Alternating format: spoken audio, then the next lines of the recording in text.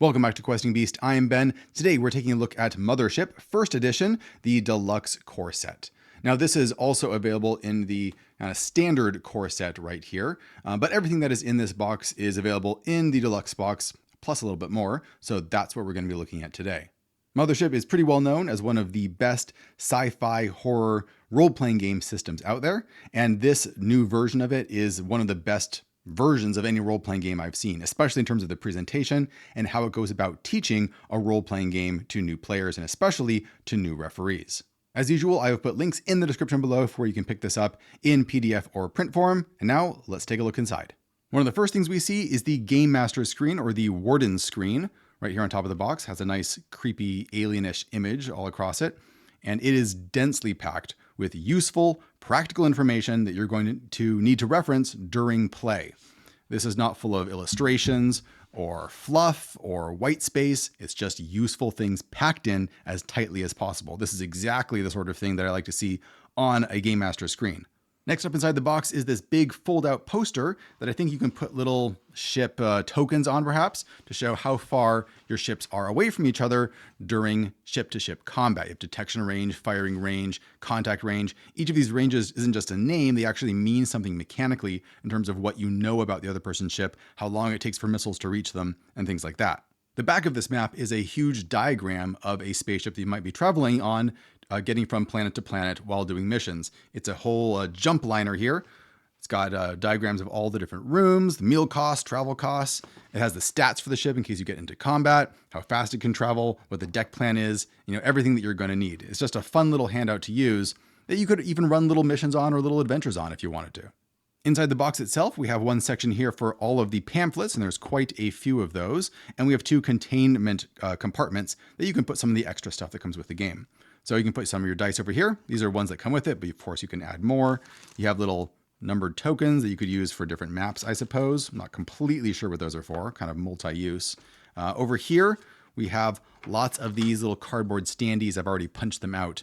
We have a crazy little alien right here, and plenty of NPCs and PC tokens that you could put on a map. These containment areas are actually slightly magnetic as well, so they kind of magnetize shut when you close them. It's a really nice feeling. Here are all the booklets that come in the box. There are 8 of them. 3 of them you have probably seen before if you watch this channel. Gradient Descent, A Pound of Flesh, and Dead Planet are all really excellent adventures that came out for the 0th edition of Mothership previously. Now, these versions have been upgraded slightly and tweaked a little bit to fit the new edition, so the rules work a little bit better. But if you have the old versions of them, they should work with 1E pretty well. You might have to do a bit of conversion with the monsters and maybe a couple other things. I believe there is a conversion kit that you can actually get on the Mothership website that will help you do that. I'm not going to go into detail with these books since I've already done in-depth reviews of them. You can look them up on my channel if you want to see that. The other booklets in the box are the Player's Survival Guide. This is all of the rules for the games, good for players, good for game masters.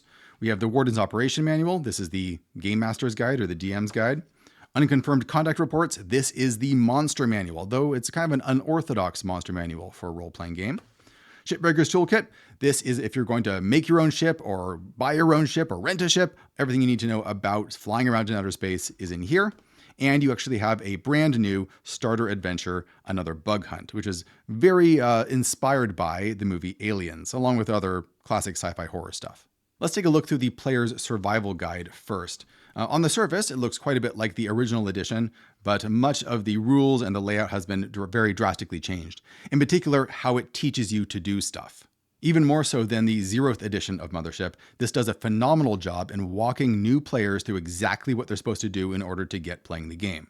The character sheet, as usual, has that flowchart style, which we've seen before from the original version, but now there's even more detail, more information about how to create your own character. It should take no more than 5 minutes. I've seen players do that many times. Each of the 4 character classes, Marines, Androids, Scientists, and Teamsters, all have D10 loadouts, so there's going to be a lot more variety in terms of the equipment that you start out with. The trinkets and patches tables return, so D100 of each of those to really flesh out your character, and there's a lot of fun to roll on. They add a little bit of flavor and background that you can flesh out as you roleplay the character. I love how this section on firearms, industrial equipment, and armor is so visually presented. You can actually see what you're looking at, and you have just little arrows pointing to different parts of it, telling you what it is. This is a great way to explain to players and just give them this picture, and they'll have a very clear idea of what's going on.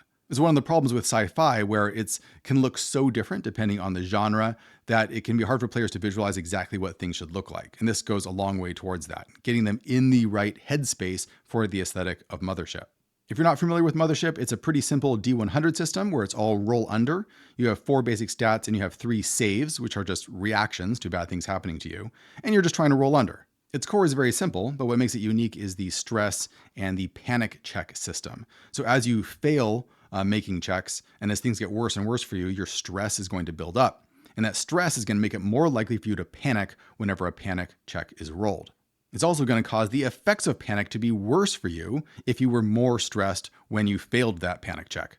If you were only a little bit stressed, maybe you're now just jumpy or overwhelmed or frightened when you panic. But if things get really bad, you might start having prophetic visions, or it might become catatonic, or have a heart attack and straight up die. All throughout the book, there are lots of little examples of a game that is in session. So not only do you read how the rules work, you get to see them applied in practice regularly, which is really wonderful. There are lots of different skills that your character can start out with that just, boost your attribute scores, so it makes it easier to pass checks. But training a skill and getting new ones can take years of time, which really reminds me of games like Traveler. You might have to semi-retire a character while it's training and play a new one in order to really get those bonuses. Lots of time can pass between sessions if you want to play it that way. And just like in Traveler, if you want to get military training, there's a possibility that you could straight up die while you're in the military. Combat in Mothership is extremely deadly. It is a survival horror type game. So avoiding combat and thinking your way around dangerous situations is a core skill in being good at this game. The game frequently emphasizes that this is not a game where you play your character sheet. Your character sheet is kind of there as a backup for when things go wrong. You're supposed to examine the world, treat it like it's real, and take the world seriously. You can attempt to do anything, and being smart is what's going to allow you to survive and gain more, at least not necessarily new skills, but you can increase your saves and become more survivable if you complete mission after mission and head back to space stations to recuperate. The way that health works is you can imagine yourself having like a health bar, and when it decreases down to 0, then you take 1 wound, and then it fills back up again, and if it goes back down again, you take another wound, etc. But usually you can only take 2 or 3 wounds before you die, and the wounds can be quite grievous, so there is a death and dismemberment table over here.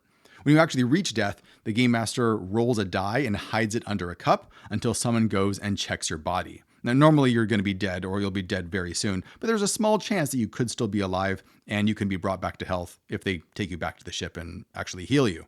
If you're smart enough to wear some armor, then armor negates all damage that's below its armor point value. So if you have armor points of 5, then if you ever take, 0 to 5 damage, it does nothing. But if you ever take more than 5 damage, the armor is broken and it's not going to help you anymore.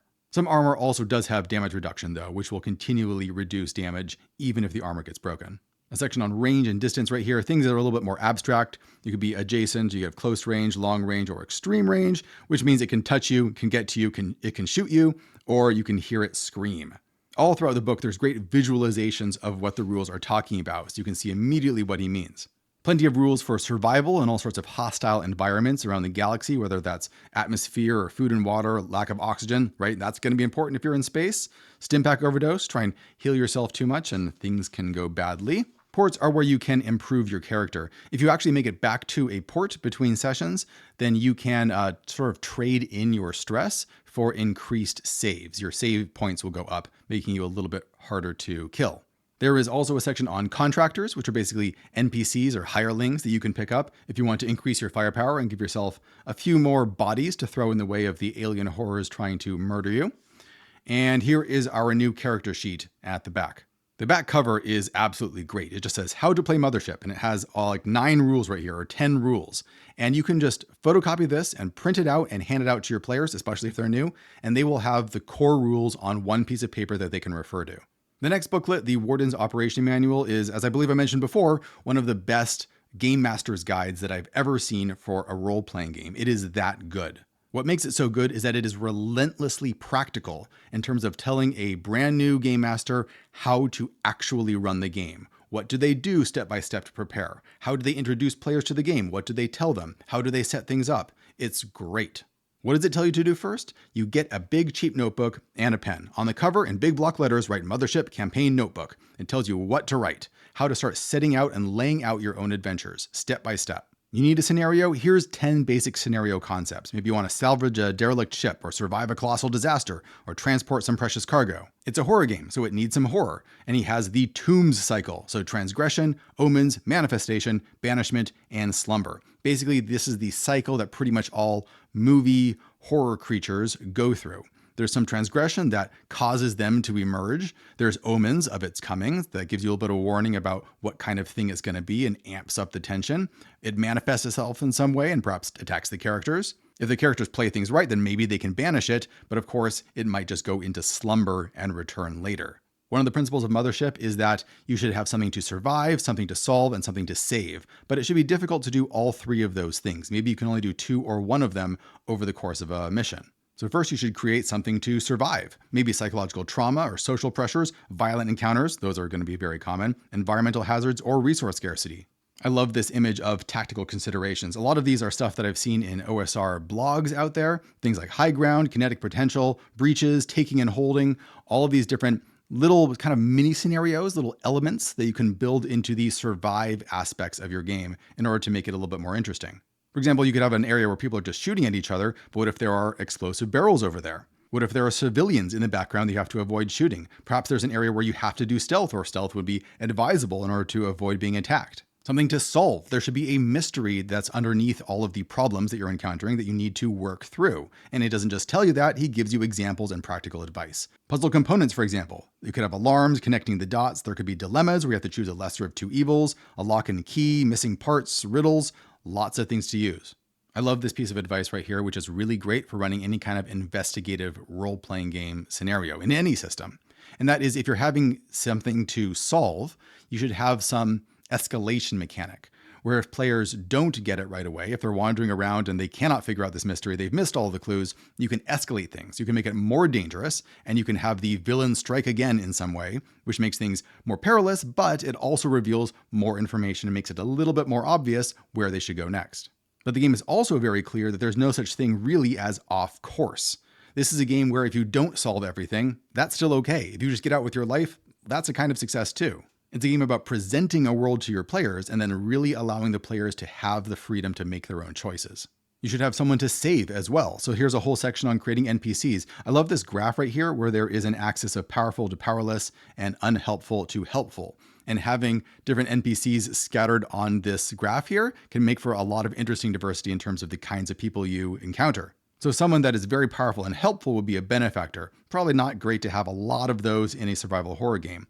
But someone that is very helpful, who wants to help you, but he's totally powerless, like a drinking buddy, that can be a lot of fun. Or a gatekeeper who can do a lot for you, but doesn't want to help you, at least right now. Again, that's another person to interact with and try and convince. How to draw a map. I love this piece of advice as well. You want to try and keep things on a 2-page spread for a short adventure. That's easy enough to do. Your map doesn't have to be super detailed. It can be a bunch of boxes with connections between them, but try and get all of the information onto these 2 pages. Make it as dense and as visual as possible so it's very easy for you to run on the fly. Write directly on the map so you can see where everything is. You can use bullet points to sort of create hierarchies of information so you know what stuff is obvious, what stuff is not. It's all stuff that is actually mirrored in the short intro adventure that we're going to look at in just a second. There is so much great stuff in here. I don't think I have time to go through every single thing, but it is really just a wonderful example of how to explain things to people who may be intimidated by the idea of running a role-playing game. How do role-playing games actually work? How should you be impartial? What does it mean to take good notes?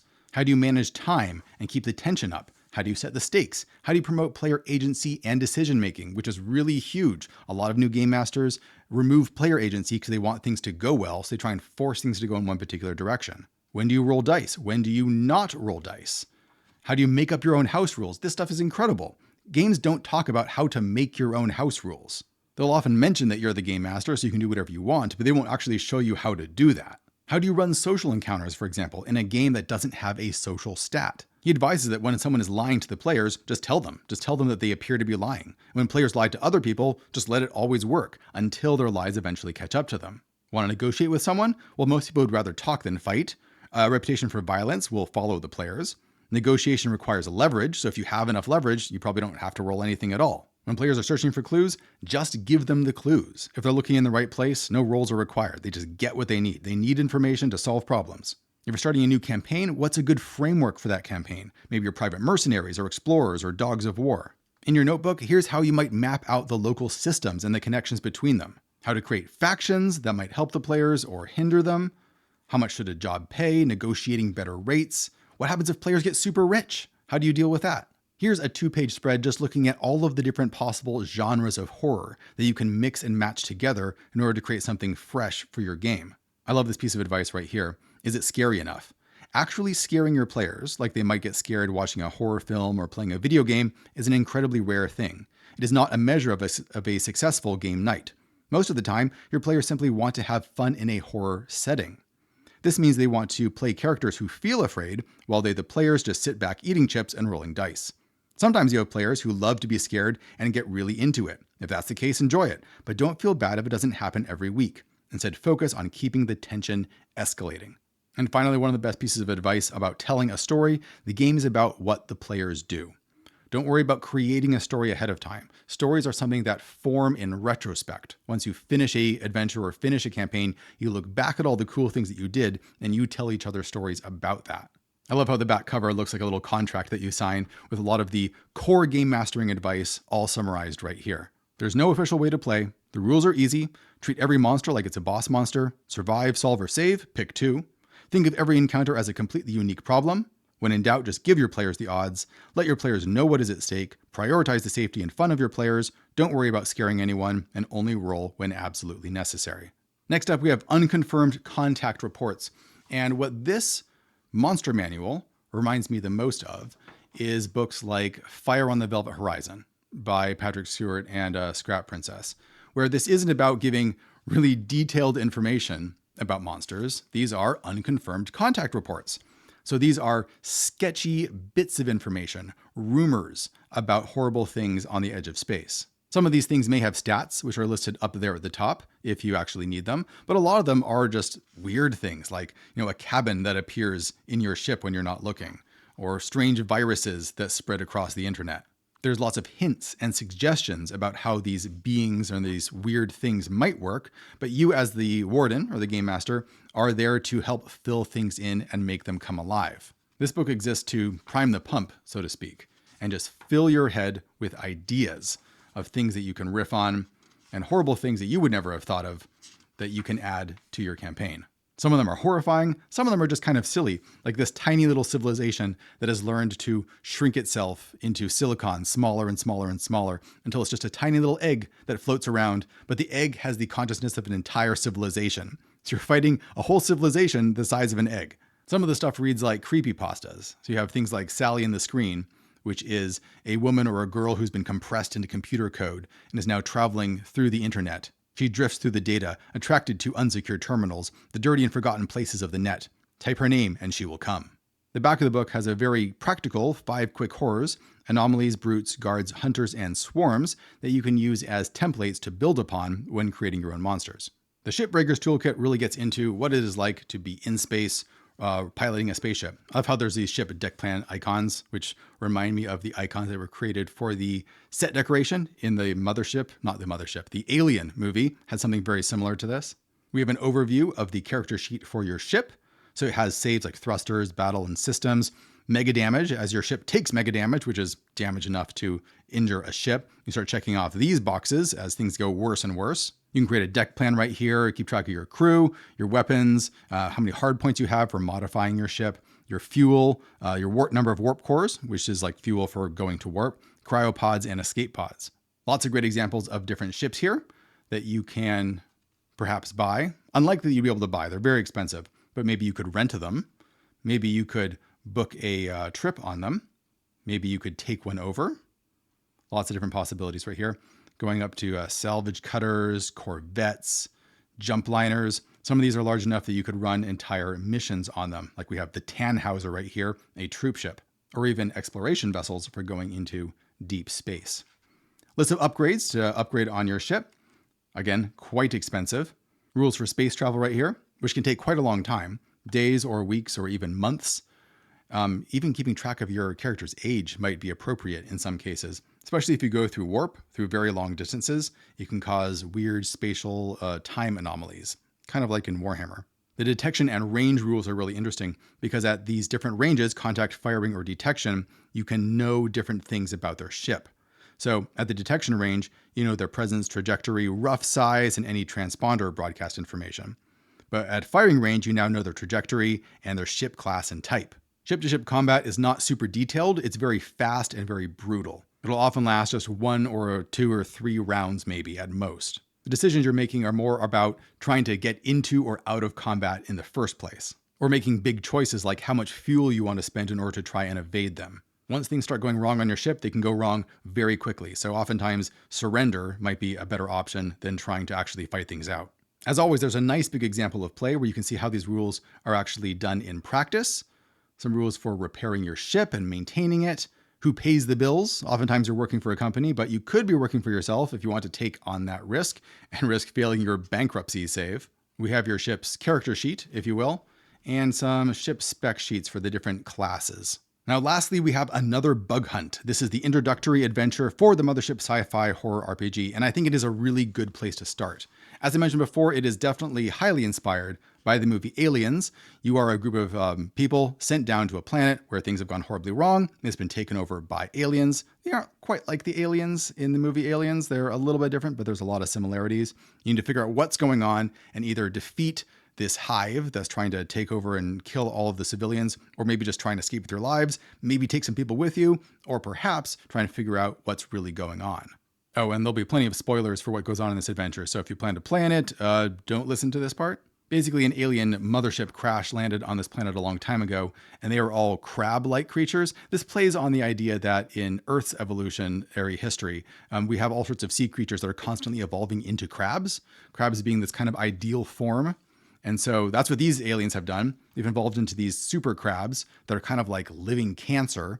They're extremely tough, very difficult to kill, and they let out this horrible scream, which if you hear it, can infect you and start mutating you so that you give birth to a crab creature. It bursts out of your chest, just like in Aliens.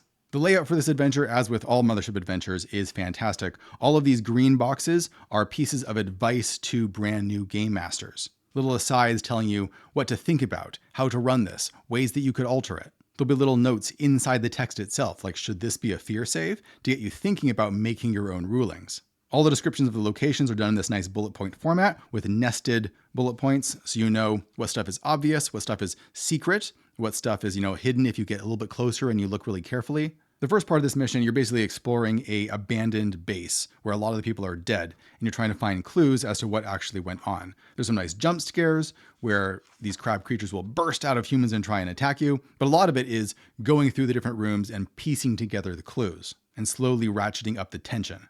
After that, the mission expands quite a bit where you go to this terraforming station that's built into a dam. And this is all during a huge rainstorm with a lot of flooding going on. So there's a lot of danger coming from all sides. A lot of the human survivors have retreated to this dam, and it's now under threat both by the flooding and by the increasing presence of these crab creatures. You can interact with a scientist there, try and figure out an antidote and a way to kill these creatures, because their armor is so tough that normal weapons don't do anything against them, but there is some significant weaknesses from acid and from other creative ideas that you could come up with. If you wanted to, you can venture all the way to the alien mothership itself, partially buried in a mountain, and go through all of its horrible insides with its weird, incomprehensible technology. There's plenty of good body horror, so you could walk into a room where if you are injured, the room will heal you by implanting crab limbs into your missing limbs and turning you into a partial crab creature, which will, restore your health, but could also drive you insane. Eventually, you can find the throne room where these sleeping crab overlords are, surrounded by all of their minions, and this one android from the human settlement that has turned evil or turned megalomaniac and is trying to upload his mind to the crab hive mind consciousness. So will the players figure out what's actually going on here? Will they be able to save the colonists? Will they be able to get out with their own skins? The book is very explicit that you should not try and push the players in any particular direction. You should let things play out. It's a solid, straightforward adventure with lots of advice that builds on a lot of tropes that new players will probably already know. It seems like a great introductory adventure and something that I would love to run.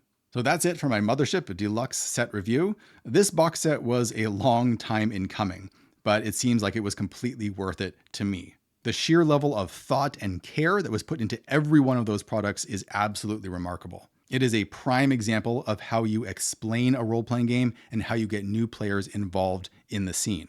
As usual, I will put links in the description below where you can pick up Mothership Deluxe Set or the regular core version in print or PDF form. Go check it out. And thanks for watching, everybody. I will see you next time.